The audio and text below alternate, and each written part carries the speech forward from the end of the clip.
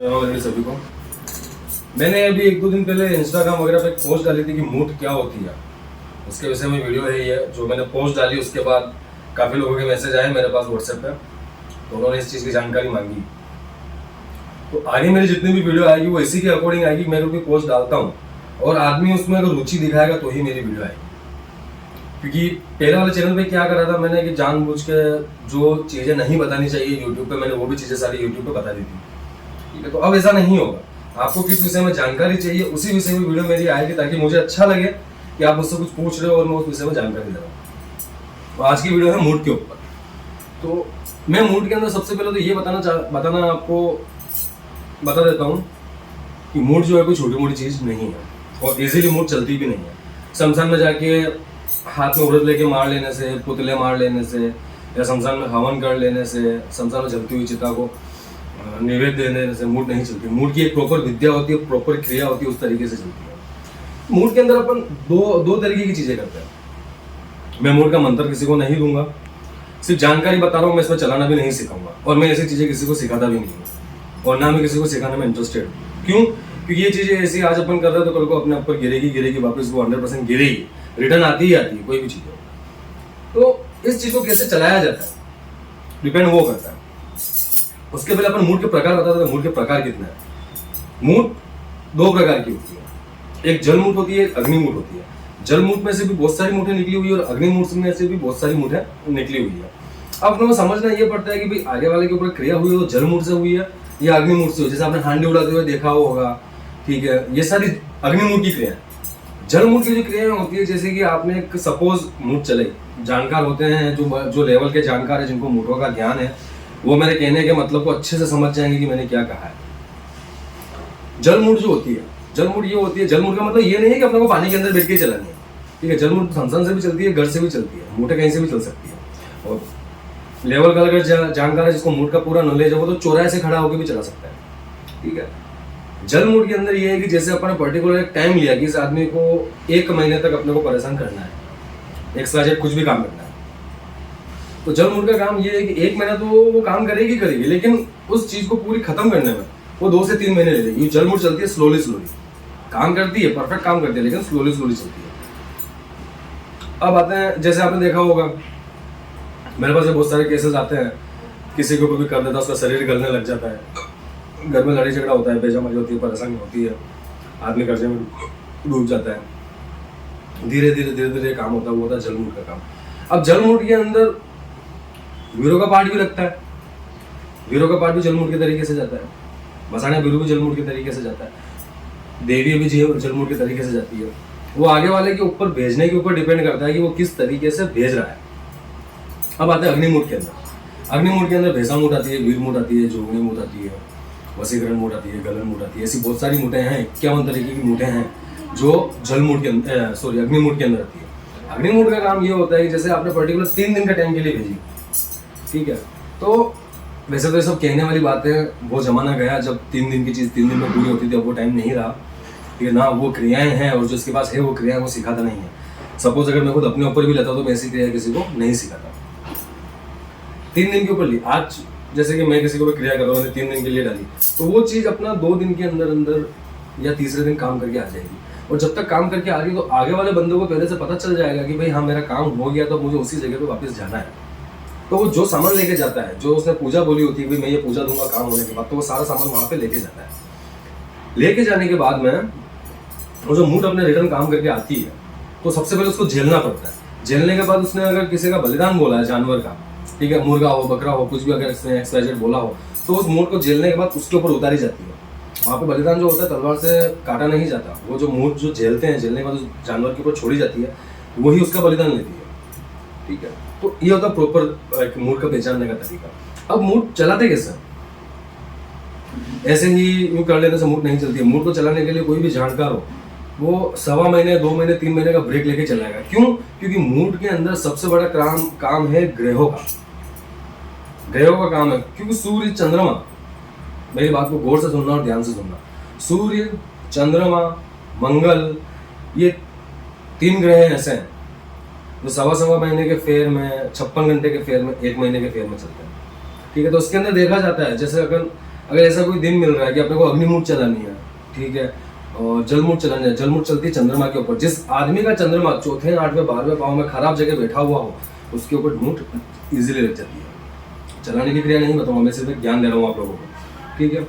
अब मंगल है, मंगल क्या करता है? मंगल उखाड़ने का, तोड़ने का और मारन का कारक है। कि मंगल से उग्र ग्रह है कोई भी नहीं, और मंगल से उग्र ग्रह कोई बना भी नहीं है। मंगल को भूमिपुत्र कहा जाता है। मंगल का एक शब्द भी है छोटा सा, ओम भूमिपुत्र विद्महे अंगारकाय धीमहि तन्नः कुर्यात् प्रचोदयात्, ठीक है। इस मंत्र से मंगल बहुत सारे काम भी करता है। तो जिसका मंगल खराब है, जिसका मंगल चौथे 8वें 12वें भाव में बैठ गया है, उसके ऊपर भी मूड एकदम सटीक चलती है, और सटीक तरीके से मतलब वो अपना काम करके आती है। क्यों? क्योंकि आदमी पर्टिकुलर दिन का इंतजार करता है। आदमी पर्टिकुलर जानकार हो, जिसको जो ज्योतिष और तंत्र को दोनों को साथ में लेके चलता है, आदमी प्रॉपर उस चीज का मनन करता है कि हाँ भाई इस समय अपने कोई चीज लगा नहीं तो प्रॉपर काम करेगी। अब सूर्य है, सूर्य भी इंसान को मारने की ताकत पूरी रखता है। आप किसी अच्छे ज्योतिष के पास जाओगे, कंसल्ट करोगे ना, तो वो भी आपको बता देगा कि हाँ भाई सूर्य के अंदर, राहु के अंदर, केतु के अंदर, मंगल के अंदर, शनि के अंदर ये सारे गुण हैं, ये इंसान को मारने की पूरी ताकत रखते हैं। लेकिन कब ये दोनों चीज मिक्स होनी चाहिए, ठीक है।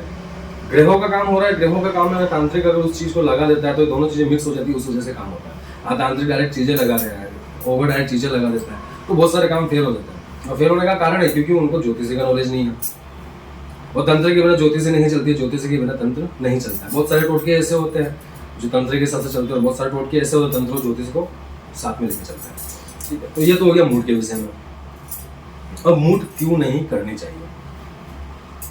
देखो, मूड सीखना करना कोई बड़ी बात नहीं है, आदमी सीख सकता है, संसार में रहकर जाप करके वो सीख भी लेगा।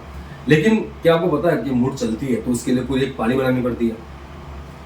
क्या आपको आपके गुरु ने ये बताया कभी कि अगर अपन मूड चला रहे हैं तो पाली बनाने के बाद रास्ते में जितने नदियां आ रही है उन सबको नूतना पड़ता है, उन नदियों के बहाव को नूतना पड़ता है ताकि हमारी चीज आ रही है वो रोके नहीं। रास्ते में जितने देवता आ रहे हैं उन देवताओं को नूता मारना पड़ता है कि हमारी चीज जा रही है उसको रोके नहीं, ठीक है। उसके बाद आगे वाले घर में क्या है, कौन सी बंदी से कौन सा क्या, वो सारी चीजें देखनी पड़ती है, उसके बाद मूड चलती है। तो मेरी आप लोगों से एक छोटी सी गुजारिश यही है कि इस तरीके की क्रिया ना सीखे ना करें, क्योंकि रिटर्न घूम के घर के अंदर आती ही आती है अपने। आज जैसे आज मैं कर रहा हूँ, ठीक है, आज अगर मेरा होते हुए आज मेरे को कुछ हो जाता है, मर जाता हूँ, कर जाता हूँ, ठीक है, ये इन क्रियाओं में कोई मेरे ऊपर चला देता है, तो जरूरी नहीं है कि मेरे को किसी ने मूड से मार दिया, किसी ने मार दिया, वो मेरा कर्म है, मेरा कर्म मैं भुगतूंगा, ठीक है ना। लेकिन हम हैं जब तक तो उस चीज को बचा रहे हैं, हम हैं जब तक उस चीज को बचा लेंगे, रोक लेंगे, कवर कर लेंगे, सब कुछ करेंगे। पीछे वो मूड अपना काम करके आई, उसने तो उसका काम कर दिया, एक श्राप लग गया, वो तो घूम ही रही है ना, क्योंकि मूड करने वाला मूड तो कर देगा, लेकिन आपका गुरु जो सामर्थ्य होगा, जिसके अंदर पूरा ज्ञान होगा, वो तो आपको ऊपर जाने का रास्ता, उस मूड का जो पाप लगे उस पाप को अपने ऊपर से हटाने का रास्ता भी बता देगा। लेकिन जिसने नहीं बताया तो वो चीज घूमती रहेगी। आज आपको नहीं पकड़ा तो आपकी आने वाली अगली पीढ़ी के अंदर ये चीज गिरेगी। अकस्मात मृत्यु परिवार के अंदर इसी वजह से होती है, एक्सीडेंट वगैरह से, ठीक है। ये योग होते हैं, ये योग होते हैं उस वजह से मरना है। क्यों? क्योंकि हमारे कर्म अपने कर लिया, वो पीछे वाली पीढ़ी भुगतेगी उस चीज को, तो उसके कर्म बन जाते हैं, तो उसको भुगतना। तो मेरे कहने का मतलब यही है कि मूड करनी ना ही सीखनी चाहिए, ना ही करनी चाहिए, और ना मैं किसी को सिखाता हूँ। मैंने इतने सारे शिष्य बनाए, मेरे बहुत से लोगों ने मुझसे मुठ करनी मांगी भी, मैंने मुठ करनी किसी को नहीं दी, और ना मैं देता हूँ। हाँ, मैं जाप बता देता हूँ कि आप जाप करो, ठीक है। जैसे मैं मेलड़ी माता को उपासक हूँ, मेलड़ी माता को पूछता हूँ, बगलामुखी को पूछता हूँ, गातोड़ जी जो खाकर देव गोगा महाराज है वो मेरे घर के देवता है, मैं उनको पूछता हूँ। मैं इनको बोलता हूँ, इनके बोलने मात्र से मेरा काम हो जाता है, मुझे किसी का बुरा थोड़ी करना है, अच्छा करना है, ठीक है। तो ये चीजें ना ही सीखो तो ही अच्छा है। क्यों? क्योंकि इसके अंदर एक बहुत बड़ा नुकसान भी है, ठीक है।